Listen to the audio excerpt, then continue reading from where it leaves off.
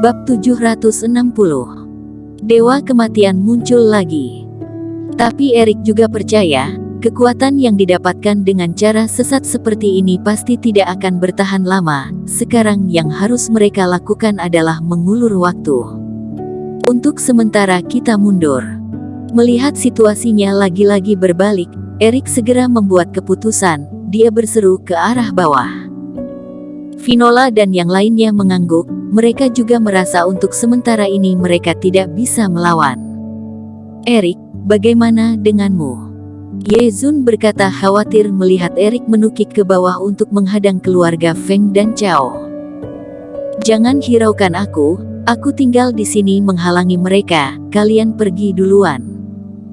Erik memerintah naga raksasa dan terus bertarung dengan beberapa tetua, kemudian menunjuk ke arah pohon spiritual. Ye Zun mengangguk, seketika mengerti. Pertarungan kedua belah pihak sangat sengit, saat ini tidak ada orang yang memperhatikan buah spiritual dan buah suci itu. Tapi mereka sudah berencana mau melarikan diri, sudah pasti tidak akan meninggalkan buah-buah ini untuk lawan. Ingin mengambil buah spiritual, mana mungkin semudah itu. Melihat Ye Zun berlari menuju pohon spiritual, putra suci keluarga Feng marah besar. Dia dan putra suci keluarga Chao menerjang ke arah Ye Zun secara bersamaan. Erik tertawa dingin, naga besar pun langsung memukul kedua orang itu. Tidak. Mata kedua orang itu membelalak, di bawah halangan Erik Qin, mereka berdua menatapi Ye Zun memotong beberapa ranting pohon dengan sekali sayatan pedang. Kemudian menyimpan semua buah spiritual dan satu-satunya buah suci itu ke ruang penyimpanannya. Itu punyaku, lepaskan. Melihat adegan ini, mereka berdua hampir muntah darah. Tujuan utama perjalanan mereka kali ini adalah untuk mendapatkan buah Qingyun. Sekarang keadaan dua keluarga sangat parah, namun sekarang melihat semua buah spiritual telah diambil oleh lawan, dan mereka tidak bisa melakukan apa-apa. Benar-benar membuat orang gila. Boom. Saat ini, di sisi lain, calon sekte Huo Fen telah membunuh naga raksasa ketiga, kemudian berteriak menerjang ke arah Erik. Sudah saatnya pergi. Kepala Ye Zun kebas merasakan aura mengerikan lawan, dia pun langsung lari. Tinggalkan buah spiritual. Putra suci keluarga Feng dan Chao berseru marah, mereka terbang mengejar Ye Zun. Bella mengendarai naga raksasa dan terbang kemari, menghalangi dua orang itu. Gadis kecil, kamu cari mati. Kedua putra suci sangat kesal. Melihat Ye Zun, Finola, gadis suci keluarga Yun dan yang lainnya terbang menuju ke bawah gunung. Dalam waktu singkat, sosok mereka sudah menghilang. Larangan turun gunung sudah diatur Erik agar mereka bisa turun dengan lancar, oleh karena itu mereka sama sekali tidak terhalangi. Bella, kamu pergi dulu.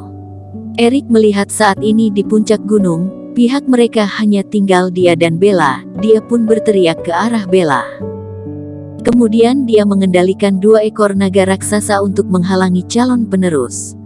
Saat ini naga raksasa masih ada 3, di bawah kendali Bella ada 1 ekor. Menurut penilaian Erik, dengan seekor naga raksasa ini, Bella bisa melarikan diri. Tapi Erik tidak mempertimbangkan kebencian kedua putra suci terhadap dirinya.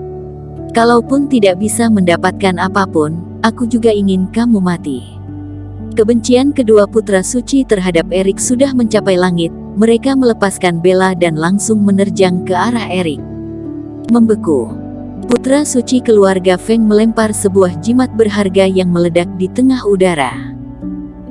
Di saat jimat ini meledak, dia menyebarkan sejumlah aura menakutkan, membuat naga raksasa yang ada di samping Erik membeku dalam waktu singkat. Ekspresi Erik seketika berubah.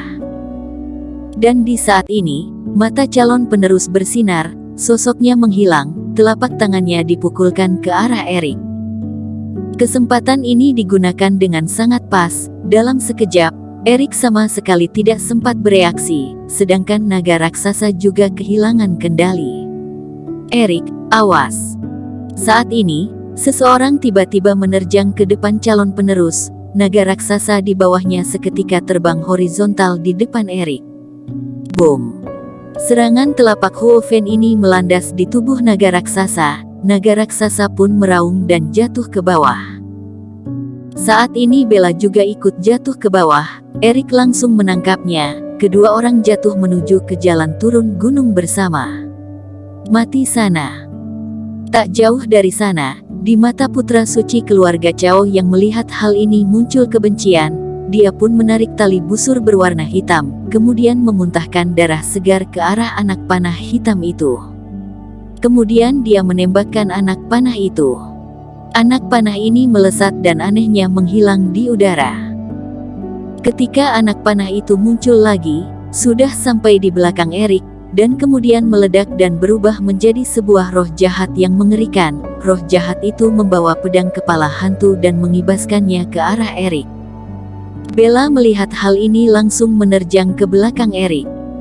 Tebasan roh jahat ini melandas di tubuh Bella bak petir, kemudian berubah menjadi aura hitam yang tak berbentuk dan masuk ke tubuhnya. Sayatan ini bukan menyerang tubuh, melainkan menyerang roh orang. Bella mengerang kesakitan, tubuhnya tidak ada luka sama sekali, tapi seluruh tubuhnya seketika berubah hitam dan langsung kehilangan tenaga.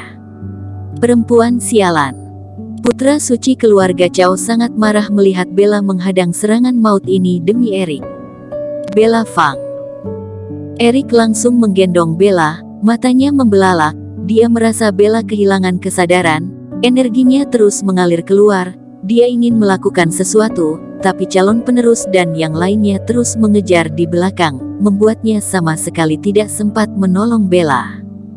Mata Erik seketika berubah tajam, dia berseru keras. Meledak. Di puncak gunung, tubuh 3 ekor naga raksasa yang tersisa bercahaya terang, kemudian tiba-tiba membengkak dan seketika meledak. Suara ledakan yang sangat keras, seakan-akan guntur menyerang bumi dan mengoyak langit. Di atas gunung suci, energi bertebaran, cahaya terang bak matahari, sebuah bola cahaya raksasa melesat ke arah langit. Kekuatan destruktif yang tiada habisnya seperti aliran air yang deras, dengan kekuatan serangan yang mengejutkan mengguncang semua orang hingga terbang mundur, semua bangunan seketika hilang. Kedua putra suci dan juga anggota sekte Huofen tidak berani menghadap langsung, mereka semua mundur dan menghindar. Sedangkan Erik menggendong Bella dan bergegas turun gunung. Selama perjalanan, Erik terus menggunakan berbagai macam jimat di sekitarnya, mengaktifkan larangan-larangan di tempat lain. Dengan begini, seluruh larangan di gunung pun meledak. Dalam selang waktu ini, energi di Gunung Suci tidak stabil, sangat berbahaya. Dengan begitu, cukup untuk mengulur waktu turun gunung sekte Huofen dan keluarga Feng dan Chao. Ada apa dengan Bella? Di kaki gunung, semua orang terkejut melihat tubuh Bella menghitam dan nafasnya lemah. Dia menghadang sebuah serangan demi aku, terkena anak panah putra suci Chao itu. Erik membaringkan Bella di tanah dan terus memberikan reikinya kepadanya, namun dia melihat tidak ada reaksi apapun. Hal ini membuatnya sangat panik. Apakah anak panah itu berwarna hitam? Ekspresi gadis suci keluarga Yun berubah. Erik langsung mendongak melihatnya. Kalau begitu susah sudah, itu adalah harta keluarga Chao, panah kematian. Dengar-dengar orang yang terkena panah ini, rohnya akan ditarik keluar, tidak pernah ada orang yang bisa tetap hidup. Aura Bella sudah hilang. Ye Zun berkata panik. Wajah Erik langsung mengeras, dia tiba-tiba mengaktifkan Dark Eye. Tepat di atas kepala Bella, awan hitam yang tak terlihat sedang terbentuk, kemudian udara terkoyak membuka sebuah retakan, sebuah tangan menuju ke arah Bella. Dewa kematian langit, dia mau menangkap Bella. Erik sangat panik, dia pernah melihat hal ini di tubuh kakek Su. Saat itu dia demi menolong Tuan Besar, dia melawan pergerakan langit, bahkan menyebabkan kemunculan tanda hitam di tubuhnya. Tapi kali ini apakah pergerakan langit masih akan mengikuti keinginannya? Erik baru saja berpikir sampai sini, tanda hitam di dalam tubuhnya seakan merasakan sesuatu dan tiba-tiba mengerahkan kekuatannya. Bersambung. Terima kasih telah menonton video ini sampai akhir. Jangan lupa subscribe dan nantikan kisah episode selanjutnya hanya di Novel Story. Salam.